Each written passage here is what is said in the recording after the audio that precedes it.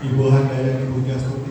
Oh, Bapak. Handayani Pujastuti apa? Buat raja muda Bang Pajar, orang yang keren ganteng, suaranya cuma saya kecil kayak komplit. Gede dikit. Ibu Handayani Pujastuti. Bapak ini. Bapak ini? Bapak Iwan Ahmad Bayumi. Cakep. Iwan. Wah, Handayani mana, Bang? Nih. Cakep kayak artis. Abang orang yang ke-300 ngomong Ibu Handayani cakep. Emang kenapa? Orang sini bilang potet-potet bukan sembarang dipotet, potetnya kembang melati. Terus? Cantik bukan sembarang cantik. Cantik Ibu Handayani kayak Krisdayanti. Cuma ada tapinya. Apaan?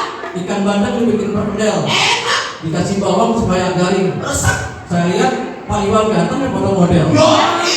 Cuma sayang Kenapa? kopiannya miring. Ya. Ternyata itu kopiah. Abang bisa aja katain Babe ada kopiah di miring. Abang bantuan raja muda Bang Pajar datang kemari ngapain?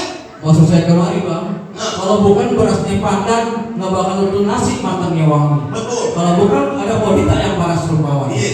Nggak bakalan nih Bang Pajar yang ganteng mau datang ke sini. Oh, begitu. Burung kenali terbang jauh membumbung tinggi jatuh di atas. Bang Pajar datang kemari dari anak perempuan. Emang di kampung Bang Pajar kagak ada yang cakep. Tanyain di kampung ada yang cakep. Gak ada dulunya.